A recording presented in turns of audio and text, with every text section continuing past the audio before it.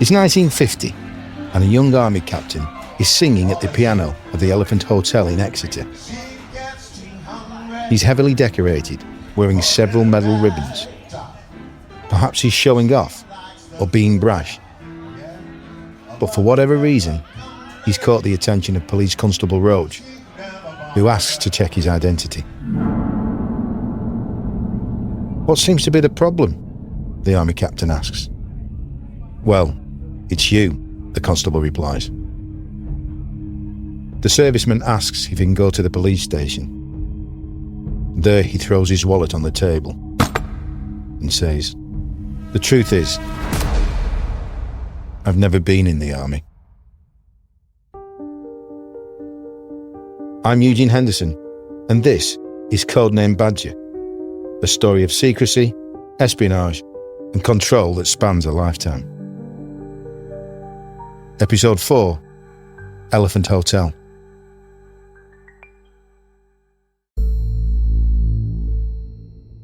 The serviceman is a young John Cottell, 5 years before he meets widow Josephine Mills. The bizarre story is laid out in a court report in the Torquay Herald Express on the 8th of November, under the headline, "Painton Man posed in army uniform." John tells PC Roach that he wore the uniform only to make an impression.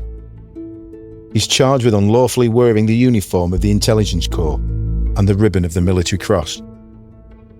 Despite admitting to not being an army captain, he pleads not guilty, and his lawyer asks that the bench discharge him home to be cared for by relatives. John Cottell, he says, is psychopathic. His behaviour more childish than foolish. He tells the court that John bought the uniform from a sergeant to use while gardening, but had built it up.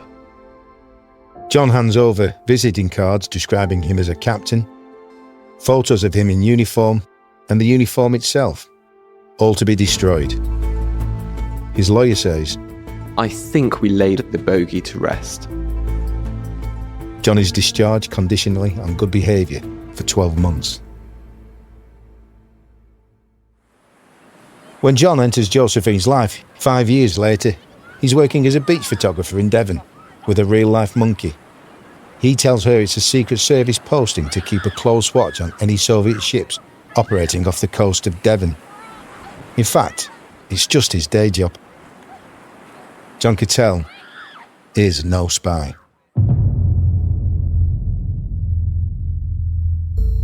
He's a petty criminal with a history to match. His record is long, his crimes pitiful. A string of motoring convictions, including driving without a licence, petty theft, shoplifting, and of course posing as an army officer. And in the decade John blew in and out of Josephine's home, she was almost certainly a victim too. I was taken into my housemaster's room, and it was when I was just in the beginning of the senior school, so I must have been about 12 or 13. Josephine's son Andrew is visited by police at his school.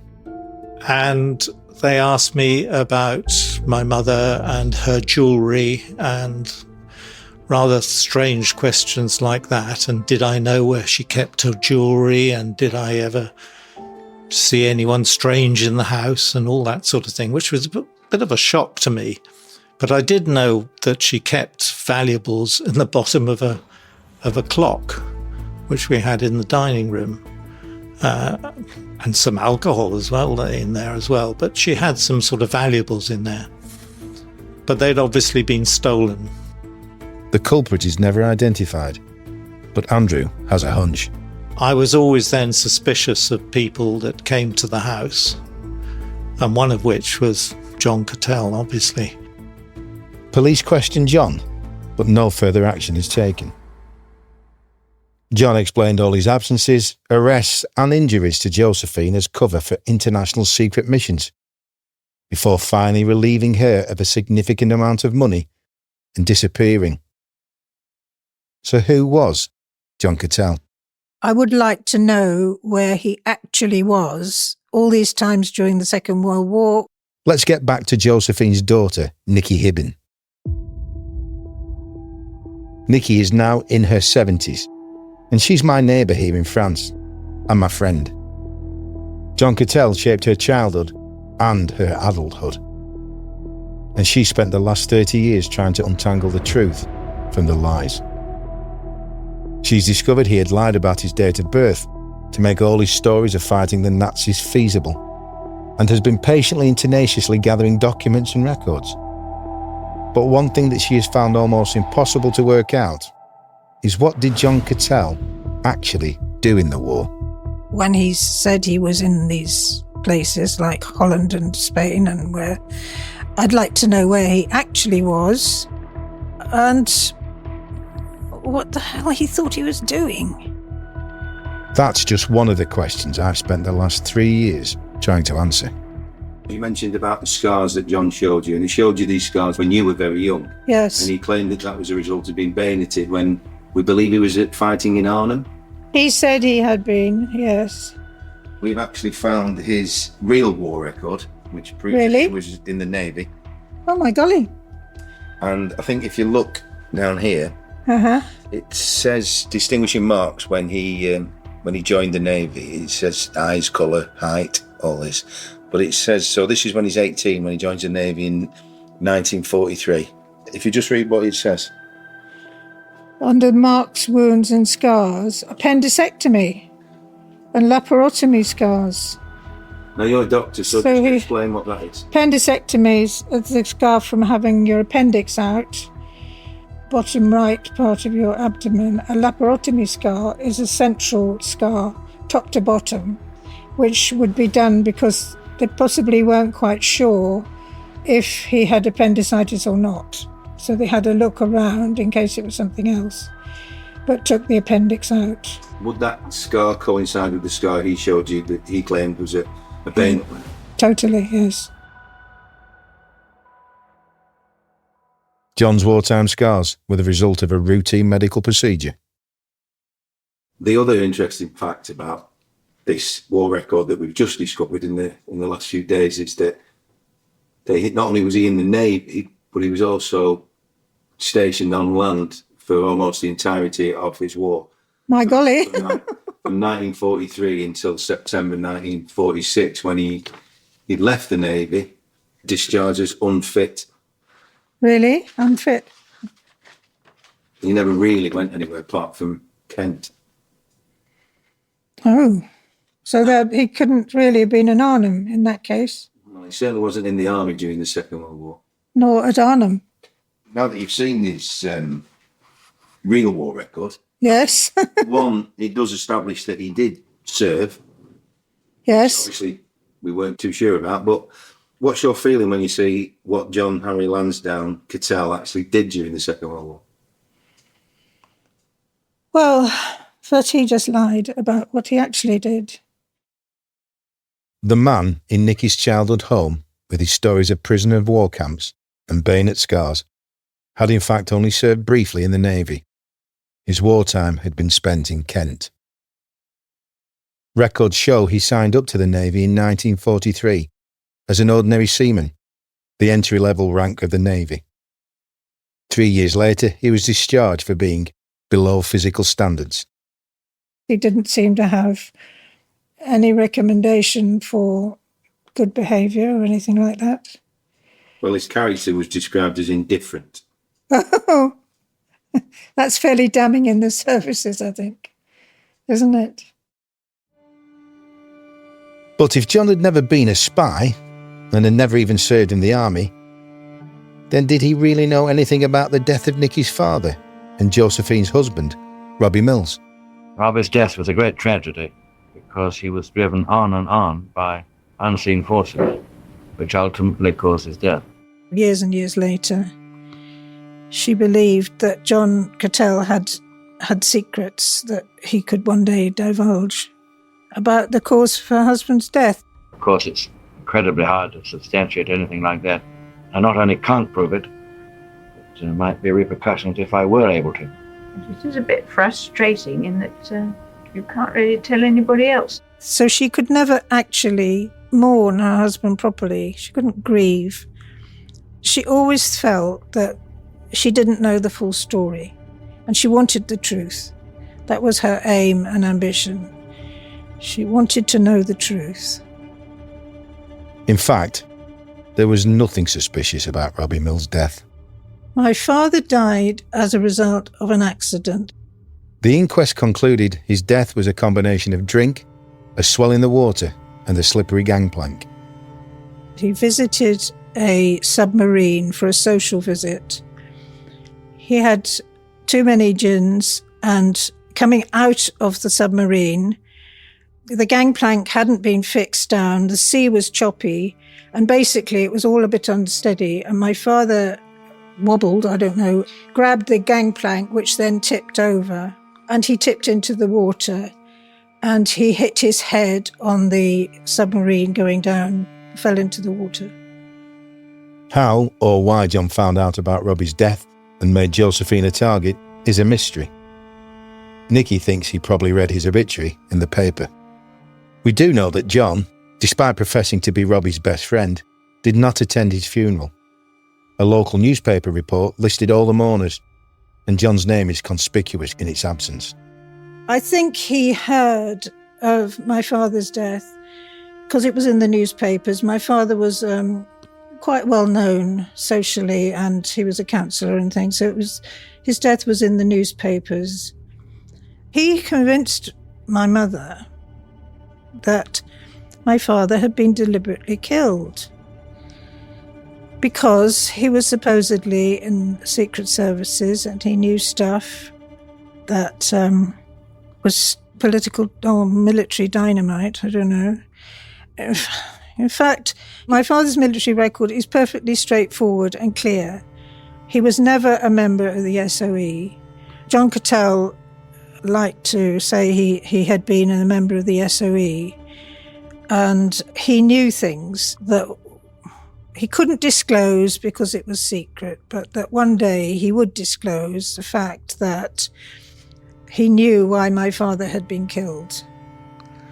And he kept my mother dangling for years, well, forever. She wanted to know the truth. And the trouble was that she was trying to get the truth from a man who didn't have any concept of truth. So she was on a hiding to nothing. Later, Nicky would even find out that John had apparently taken inspiration from her father's military record for his own. His service book was in his desk when he died. It would have been amongst his papers. And it seems that what happened was John Cottell found this book and decided to make it his own. And he promoted himself to lieutenant colonel, and I can't remember the date, but he signed it, and it's basically taken my father's record and made it his own. Now, I didn't know anything about this for years, but when I was trying to discover my father's story, I wrote to get his records, and I was sent another copy of a service book. The second one is the one that John Cottell has taken over as his own, with a different date of birth from his date of birth. He was born in 25, and I think he's made the date of birth different. He's put his wife Shirley in pencil, but he's basically purloined my father's record.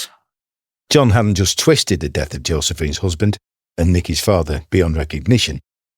He'd stolen his identity and used it as a starting point to build a fantasy military career. And of course, every good fantasy military career comes with a fantasy medal cabinet. So now we're looking at the medals that John Cottell claimed to have won during the Second World War, which have now been passed on to his grandson in Brazil. Could you just run us through these? We have a black and white portrait photo of John wearing his medals, which we showed to spy expert Nigel West. We've got two honours from the Belgium and the French Croix de Guerre. Mm-hmm. We've got ordinary service medals.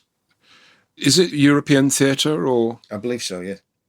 What is really shocking is the Military Cross, which is awarded, I think, only to officers under enemy fire. we've got an MVO, that's right, which is the gift of the monarch. It's the Royal Victorian Order, isn't it? And that's only given by the monarch. Here's military historian Brian Sobel. It's very important when you look at ranks and medals to verify why they were given, which is why citations are so important, and why John Cottell could not, as an example, give me any of his citations for the medals he claimed he had. Oh, they were lost, they were burned, okay, I'll go to the government. Oh, you're not going to get it from the government. Why not? Well, because I was in the spy service and they won't acknowledge that I ever received a medal. Stuff like that just didn't pass the straight face test. We don't know where John got his medals, but it is impossible he was awarded them.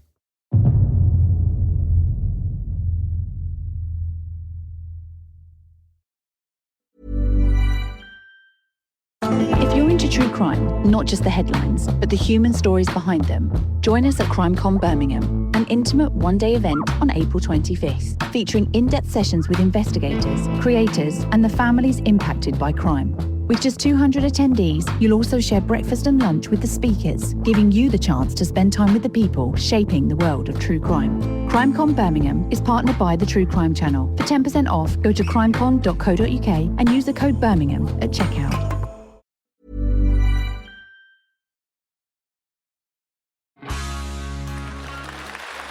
Back to the United States in 1985. John Cottell is making a fortune telling his fantastic tales across America.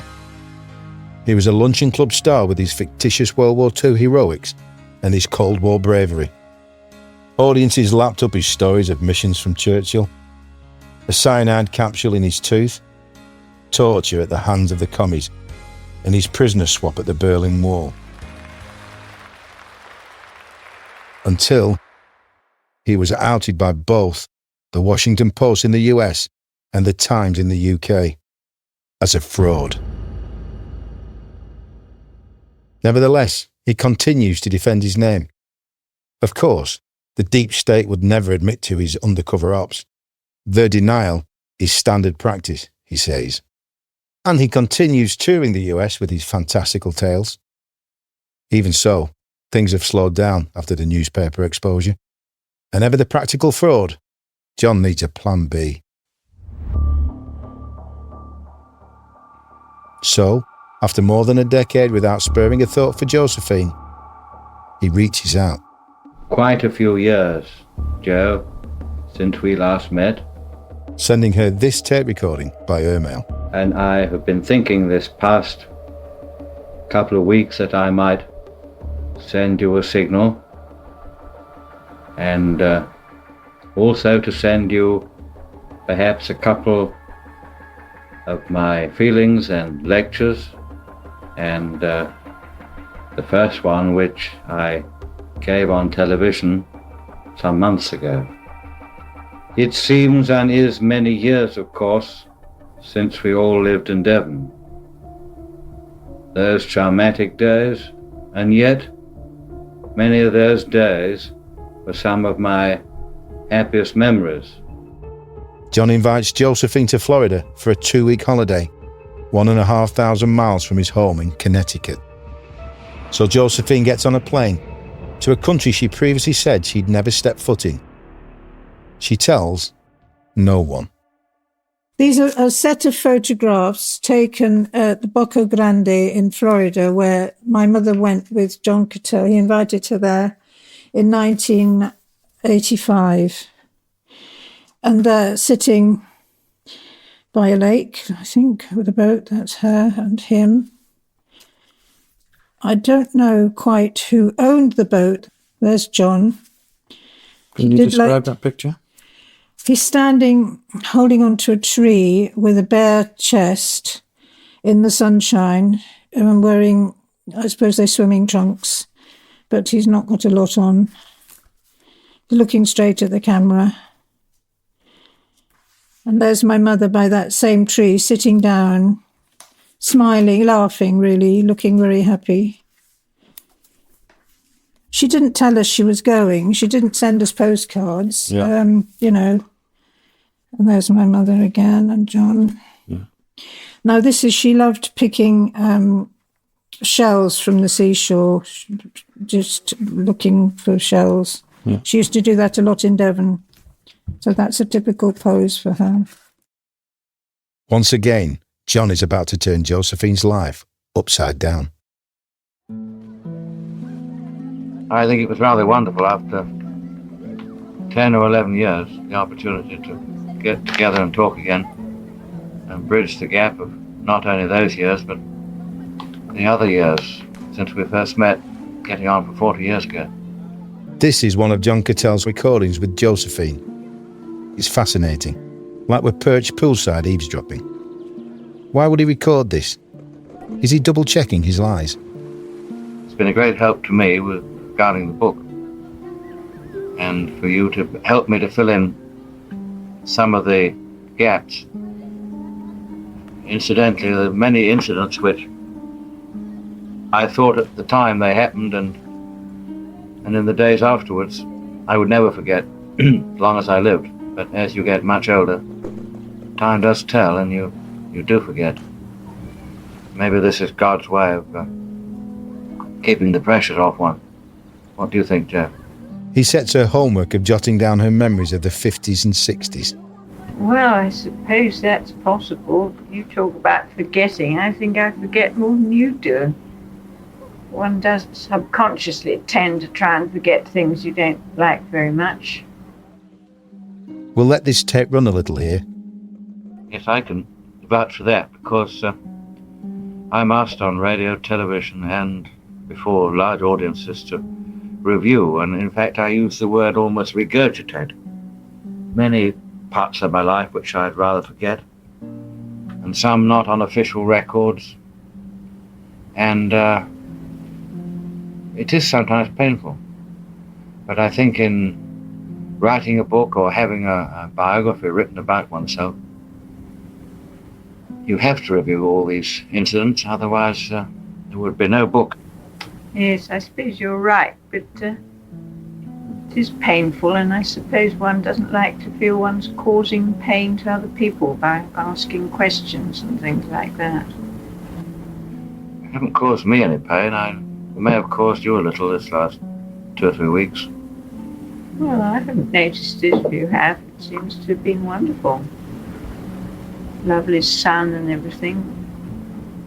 Yes, I think if ever your family hear this tape, they should know that it's been a marvellous opportunity to communicate and to have lots of sunshine and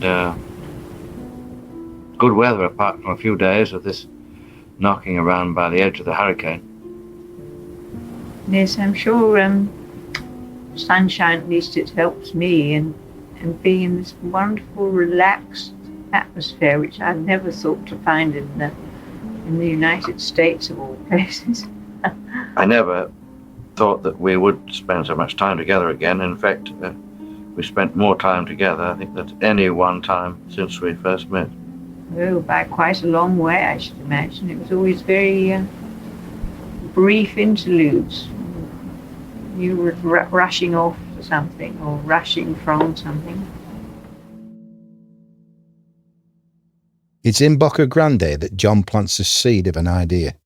In 1985, when they were in Florida having a holiday, he convinced her that they would get together, get married. He suggested living in Andorra. It wasn't her idea at all. But she took it on. She was like a puppet in his hands. He asked Josephine to move over 1,000 miles away to Andorra, a tiny country nestled between Spain and France, high in the Pyrenean Mountains. Here's Nicky's brother, Andrew. It was definitely, why are you going to Andorra? Oh, because of John. You know, I've got to tell you about this now. I've got to tell you that, you know, he wants to be with me, and the only place he can be is Andorra because, you know, of the past problems with the Secret Service and all this sort of thing. Andrew even helped her with the move. John Cottell was nowhere near at the time. He didn't help her any time with moving house. He just seemed to dictate where he thought she should live, not help her at all. So why Andorra? This tiny landlocked pocket of a country perched high in the mountains. It's a beautiful place, known for its skiing and hiking and rugged scenery. Oh, and back in the 80s, it was a tax haven. With a reputation for not being too fussy on how you made your money, sitting neatly alongside strict banking secrecy laws. Your money, your business. That's changed now. In the noughties, Andorra cleaned up its image and introduced reforms. But in the 1980s, it was a great place to stash your cash. Not that Josephine knew any of that. He convinced her that it would be a good idea to retire to Andorra and they could live there together and get married when his colonel gave permission. The reason why she went to Andorra was obviously that he wanted to be with her. He couldn't be with her in England, but he could be with her in Andorra, which was a total con, as we know now. There was going to be no difference between the Secret Service chasing him in Andorra than England. But, you know, that was the reason in her brain.